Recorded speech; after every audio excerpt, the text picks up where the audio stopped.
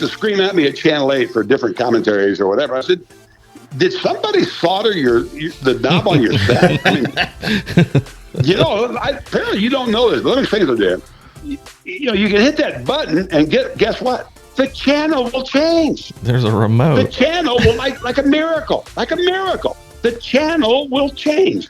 And right near the end, my favorite story, a guy sends me this email just screaming at me about what a piece of crap I am.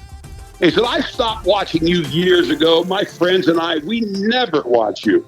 And last night, you dumb son of a bitch, what you said last night was so outrageous. Really? So I write him back. And I said, so you stopped watching me years ago, but last night you saw that I did this commentary. He goes, I was walking from the kitchen to the bedroom, and for some strange reason, my wife had you on Channel 8. And I said, and you just happened to walk past the TV as I just happened to say the one thing that really made you mad. Yeah, okay, I got it. For me, I'm more of like the front end of it. I'm just making it up. Of a similar nature or character. JMKast. JMKast. But we get shocked often by Chris. You Google my name, it always pulls up Ric Flair and Blackjack Mulligan. That's another story for another time, though.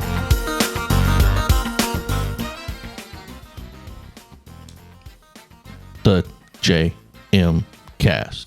Greg T. Johnson. I never understand that whole your warm up getting into the Republican. Can't even tell what I'm going to do. I have no idea.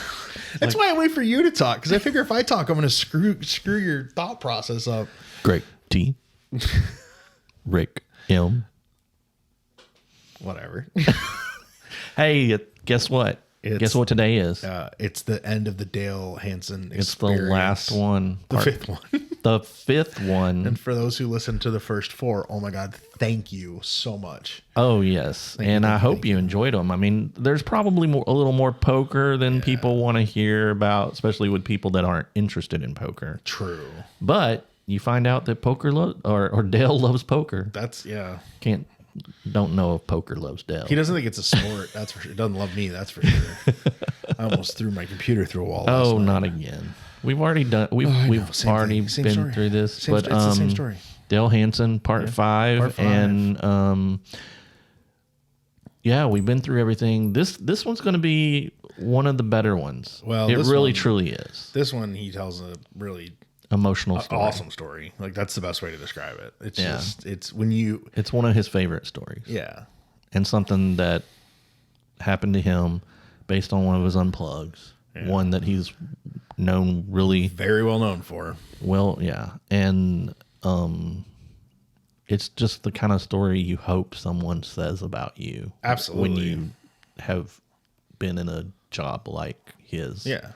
Because you want to be impactful. You want to touch people. You want to change people's lives. And he does that. And he changes two people's lives. Yeah, he's done that. But anyway, let's do it. Right. Part 5, the last one, the Dale Hansen experience.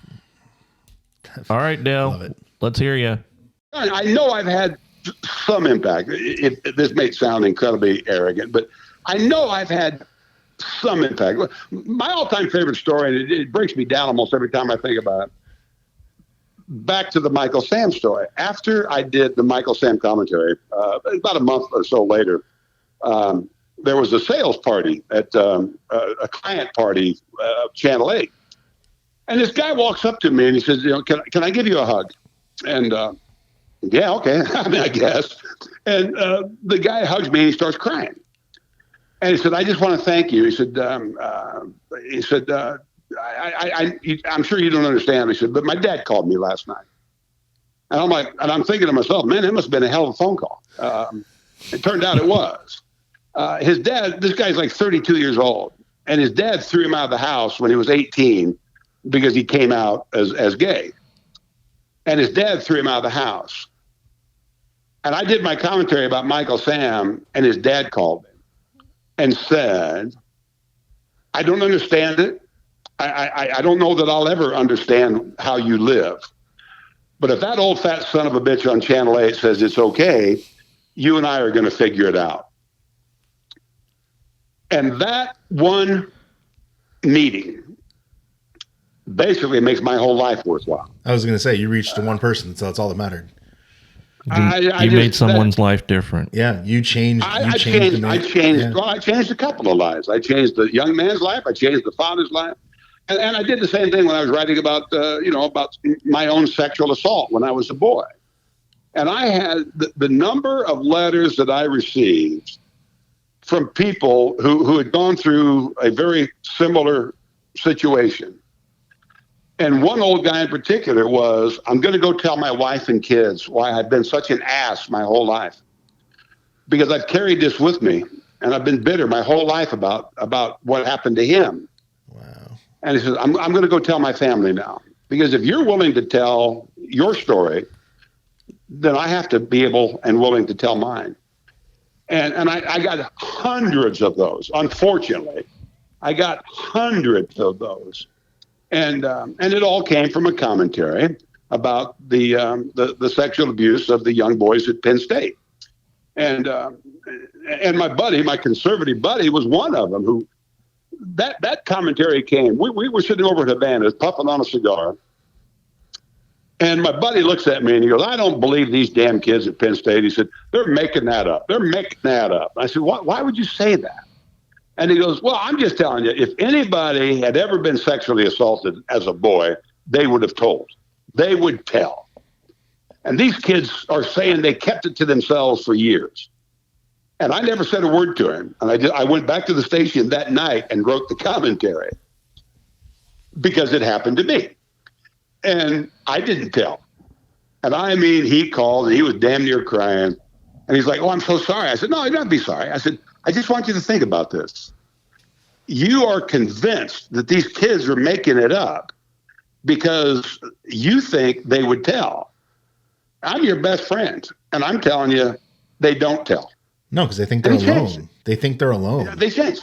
They don't know that it happened to other people. Then they could confide in someone because they think they were alone. Right. Oh, they absolutely do. And that's I don't know why. I think I was lucky that I think I blocked it out to such an extent that it didn't really bother me. I thought about it a lot from time to time. And as I said in my commentary, it happened under the bleachers at the baseball field, and I know exactly where it is, and it's only been 53 years ago, or it was when I wrote it, Wow. And every time I'd go to the baseball games, which was every week, I kind of glance over and remember what happened to me in that spot. And but I didn't have a big problem like a lot of people do. I don't know if I just blocked it out or what. I mean, I don't know. I was lucky, I guess, in that regard. I was incredibly lucky. But I heard from so many people. And what was really scary, two of my very best friends from high school, in that little town I was telling you about, of 1,000 people, two of my very good friends wrote me after that happened and said he did it to me too. Wow. The minute you said my high school, I knew you were going to say that. The three of us played ball together. We vacationed together. We slept over at each other's houses dozens of times. And none of us ever told anybody. The three of us never told anybody. And now you fast forward like 50 years or 53 years, and I tell my story, and two of my very best friends wrote me and said, oh my God, Dale, he did it to me. And one of my buddies is kind of messed up.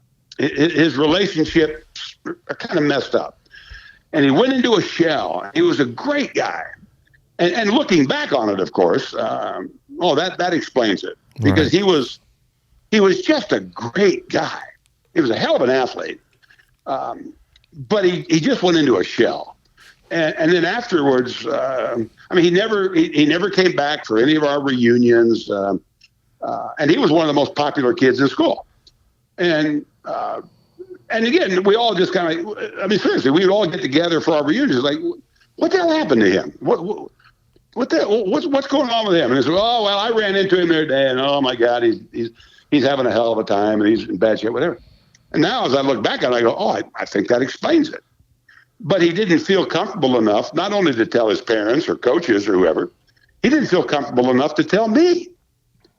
He didn't feel comfortable enough to tell anybody, just like I did. And that's a hard burden to carry for a lot of people. That's an incredibly hard burden to carry. Wow. And so when I wrote that commentary, the same argument, I think it opened up a few doors to, hey, before you just start blasting these kids as liars and making it up for a money grab, and again, I think sometimes it is. I mean, I think there's some of that out there, but maybe you want to just think about it a little bit and consider all the possibilities of what actually happened here. And that's all I'm trying to do. I was speaking at the Harvard Club one time. Can you imagine that? Me, a high school graduate, and I'm speaking at the Harvard Club. And when I got done, this guy went up to my buddy and he goes, Hansen's not right about everything he says, but he sure as hell thinks he is, right? And so my buddy was almost apologizing when he told me that, and I just laughed like hell. And I said, well, of course, I'm not embarrassed. I mean, I don't understand people who say something they don't believe. I mean, I don't understand that. But it's like our politicians today. It's like many of our sportscasters and political people today, our political media people I'm talking about. They don't believe that. They know damn well that's not true. But they also know that it'll resonate with a certain element of their audience. And cha-ching, here comes the check. And I'm just going to try to expose that a little bit. It won't make a dent in the world of Tucker Carlson or Rachel Maddow or whoever, but it'll make a dent for me, and it'll have an impact on my granddaughter, and that's all I need right now. Yeah, that's all I need. That was the one thing I was about to say to kind of wrap up. As much as we want to talk to you all afternoon, yeah, and we appreciate your time, Dale, so much. One of the things you said, and I think you said it on that last sign off, but I know I've heard you say it, is that the reason why you do a lot of these commentaries and stuff is you just want to make the world a better place for your granddaughter. And that's it. That's absolutely it. Yeah. You took a year off, but you're coming back in a different way. But you know what? I'm proud of you, Dale, and I'm happy. And I think a lot of people are going to be happy to hear you, tell the world the things you have to say that is going to make the world a better place. Well, I hope so. And I am a big believer in one person at a time. I don't have a platform that's going to bring in millions and millions and millions and millions of people. I'm not trying to do that, but I'm just trying to make it a little bit better. That really is my whole life. It's been my guiding light for 28 years. When that little granddaughter of mine came into the world, I want to make her life as good as I can hopefully make it. As at the very least, I want my granddaughter 20 years, 30 years from today to say, what'd your grandfather do? Especially back in the early 2000s, when America started spinning out of control a little bit. Where was your grandfather? And I absolutely believe, as arrogant as it may be to some people, I believe I'm on the right side of history. I'm absolutely on the right side of history. I want her to at least be able to say that, and I know she will. And if I can bring along a few other people, and by not, again, screaming and insults and, playground insults and calling people horse faces and scumbags and, no, I'm not. I'm not going to go there. I am going to call out the liars, and there's a bunch of them. I'm going to call them out, and oh my gosh, I'm going to use the term liars instead of falsehoods and all those stupid euphemisms that people to this day insist upon using. No, it's a lie. Yes. He or she is a liar. End of conversation. Now, if that's too blunt for some people, well, then I'm not your guy. Yeah, they don't have to download it then. They don't have to listen. No, they don't have. No, that's the other thing. I've even said the same. People used to scream at me at Channel 8 for different commentaries or whatever. I said, did somebody solder the knob on your set? I mean, apparently you don't know this. But let me say this, Dan. You can hit that button and guess what? The channel will change. There's a remote. The channel will like a miracle. The channel will change.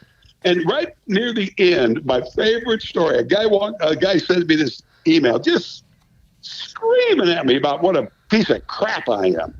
He said, I stopped watching you years ago. My friends and I, we never watch you. And last night, you dumb son of a bitch, what you said last night was so outrageous. Really? So I write him back. And I said, so you stopped watching me years ago, but last night you saw that I did this commentary. He goes, I was walking from the kitchen to the bedroom, and for some strange reason, my wife had you on Channel 8. And I said, and you just happened to walk past the TV as I just happened to say the one thing that really made you mad. Yeah, okay. I got it. I got it. Funny. And as I used to tell people, if I had a nickel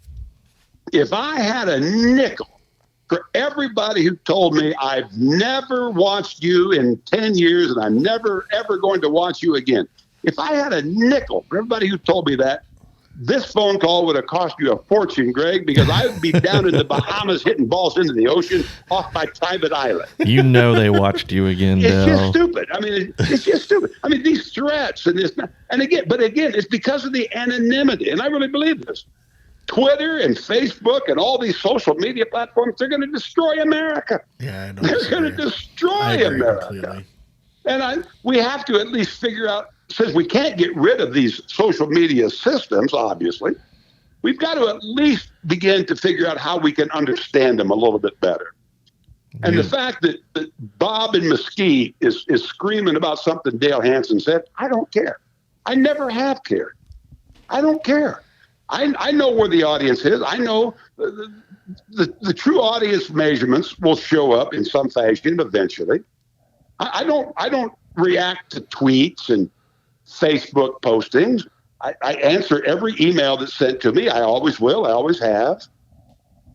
I'll have a discussion with you. I'll engage with you, but you're not going to change me just because you said on, some Twitter account that I'm fat and ugly. I mean, I've got mirrors in my house. No big surprise there. I always write back. I always used to love that, which I knew would just tick them off. They'd always write me. They go, you're nothing but an old, fat, bald, stupid, washed up has-been. And I'd always write back the same way. Well, number one, I'd rather be a has-been than a never was. And number two, you left off rich. And oh my God, you could almost feel them coming through the phone lines. They wanted to kill me so bad. Awesome. I said, yeah, you forget. You call me old, fat, and bald. Yes, I am. I'm guilty of that. And I've got mirrors. You're not shocking me here with that. But again, it's the anonymity of the Twitter account. And I go on TV and I say these things that were apparently outrageous to a lot of people. Hey, I'm right here. There's my little fat face looking you right in the eye. I take ownership of it. And the bottom line is, right or wrong, when I did those commentaries, I believed it. It might, as I said, it might scare the hell out of you that I believe some of the things I said in my commentaries. But I absolutely believe that. But what I do hope to accomplish with my podcast, I might tell the occasional bad beat poker story. But I want to try to just get people talking to one another and thinking about these issues instead of just overreacting and screaming at somebody else. I'm going to try. I'm going to try. Thank you, Dale. The legendary. Thank you, boys. Wow, legend! I can't, legend, straight up. I mean, we could have talked to him for 3 more hours, and to be honest with you, probably would have. I can't thank him enough. I probably would have thanked him for 10 minutes if he'd allowed us. I know. There's so many other things I want to ask him and talk to him about, and as crazy as it seems, we just spent an hour and a half, which we probably will chop up into like 3, maybe 4 episodes. We'll have to see what we end up doing with it. But I knew we just would so talk. much. I knew we would talk about poker, of course. Yeah, I knew that we went a little longer with poker in the beginning than I thought we would, but I knew we would. But I also knew that we would touch on career highlights. Yeah, I didn't really talk about. We really didn't talk about sports. I didn't think we would. But the thing is, even Dale, one of the things because I talked to him yesterday. Yeah, kind a of little pre-interview. Yeah, for this, and one of the things he told me about. But when he was thinking about trying to get back into doing something, he was talking to this one crew. And he told them exactly what he wanted to do. It's like, this is what I want to do. He spelled it out for them. And then they're like, oh, we think we have the perfect show for you. And they spelled out basically, okay, so on the first show, you're going to talk about the Dallas Cowboys offensive lineman. And then on the second show, why the Rangers are doing something. The other one is like why the Mavs draft or free agency or anyway, it was all sports. And his number one thing on the list was, I want to do social issues. I want to talk about the world, and I want to talk about sports. But like, they didn't even have it in there. It wasn't even like in their like agenda for him to do anything. And I'm like, and so many of the topics were like things he really doesn't like talking about. Like, there's no joke. Even in sports. If you were to sit there and say to me, all right, what's your pitch to Dale? Literally, this is what I would say. What do you want to do? I would give us your input.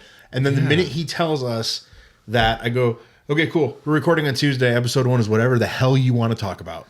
And episode 2 is whatever the heck you want to talk about. You know, yeah, we come up with a format, but he knows what he's doing, and he's going to fall into the podcast world like that. Yeah. And he's going to fit so easily. He's got a voice and an opinion that people listen to and gravitate to. Yeah. Even the ones that are on the opposite side listen just to be able to talk about the opposite side. To try to direct him is silly. Like today, we let him go. Yeah, we had questions. Yeah, we directed it a little bit. We steered it, but he was going where he wanted to go. And that's obviously fine. We didn't want an hour and a half of poker. So, no, but we want him to talk about things he enjoys, and he's such a good storyteller in anything. Yes, and I still say poker. The whole reason why me, you, Craig, I wish I had his recall. Dale, all of us that like talking about poker, playing poker, it's because of that storytelling part of it. Yeah. Every hand is a story. Yeah. And whether the guy's lying or not. Story. And whether the guy's lying or not. That's essentially what you're trying to figure out. And then you have stories to tell about the story that happened in front of you later on. Wow. But anyway, we didn't do this with Dale. I don't think Dale would have understood this. He wouldn't have. But word of the day. Word of the day. I like it. All right. Well, that is now officially word of the day. Intro music for word of the day. Is it though? Is it the intro to word of the day? I really only had one word today. And I kind of wanted to do it with Dale, but I didn't think he would get the whole thing, our little skits and stuff we do. Yeah.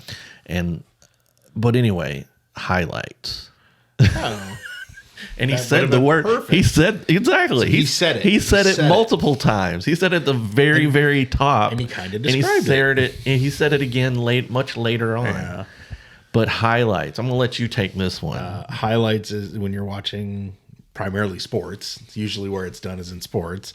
And it's the literal best plays of a game. It's the 3 or 4 touchdowns. It's the slam dunk. It's the 3-pointer to win the game, put together and then voiced over by. But it really isn't necessarily the best 3. No. Plays. It's usually, it depends on where you're watching it. It depends. Depends on how much of it was shot too. Well, Because like in high school football, Yeah. you get like 3 good highlights and you go to the next game. Your hope is that you get 3 touchdowns in the first half of a game. 3 touchdowns or 3 big plays. It could be a quarterback sack, could be defensive or offensive. But like when you're watching ESPN, you usually get highlights are usually almost the whole game because they usually break down each quarter for you. But when you get local sports, like what Dale was, Dale has 6 minutes. And in that 6 minutes, he has to try and tell 4 to 5 games. And, maybe more, maybe less. So, sometimes you're only getting 3 plays because that's all they can give you. But he brought it up in the story where he was talking about Ed Bark, who wrote for the Morning News on all the media talk. And he was talking about how he did highlights, but he didn't ever tell the score. I loved that. That was, of everything he talked about, was a highlight. Because he's right. I do remember being a kid being like, Tigers won 6-3 today. And then they go to the highlight, because I'm from the Michigan area, huge Tigers fan. They're like, Tigers won 6-3 today. And then they go into the game and you're like, I don't need to watch the highlight. I mean, yeah, I want to watch the highlights, but I don't need to. You just told me who won. It's better to put it at the end. Like, I like that. Right. Oh, God, that was so much fun. I didn't want to stop at all. I still don't want to stop. We're still calling back. I know. I hope he felt good about what he had to tell I'm sure us. he did. Didn't tell us to cut anything out, so that's good. Yeah, I mean, he might, but later. But I mean, yeah, like in our pre-interview yesterday when we talked, he definitely were some things that are like, okay, we're not going to talk about that anymore. Right? Yeah. I let him bring up the things because that if you've never had an actual off the air conversation with Dale, his conversations different. They're so genuine. Yeah. But he's got some stories. Oh my God. Of all types. There's one I wanted him to tell so bad, and I apologize. I'm not going to tell it here. I wish he would have talked about what he's speaking on tomorrow. But you'll have to tune into his podcast. I'm sure he'll talk about it there. It's a bit political. Oh. But I know why he didn't go there. Yeah, I guess that was another JMKast, huh? Yeah. Do I hit the button? You can hit the button. We probably should hit the button. We're probably going to hit the button several times, though. That's all good. Yeah, you don't have it plugged up. I don't even have anything in that button. You don't have it plugged up right, do you? It's supposed to be blue. Well, I got to do this, too. Yeah, that is I hit the button. You don't have it plugged up right. It's not right. Apparently, that's a preview to what we're really... Oh, see? Yeah, so it says you didn't have it right. Why didn't you tell me? I did. I was trying to. Okay. I see what you're saying. All right, let's... is it time to do it? It is. Okay, fine. Like, share, subscribe. Join us. Dang, we didn't even say that at the top. We didn't need at to. all. But I think people, when they see who we were talking to... They're going to listen. They probably listen. So, like, subscribe, comment. Download. Thank you. We're out. See ya.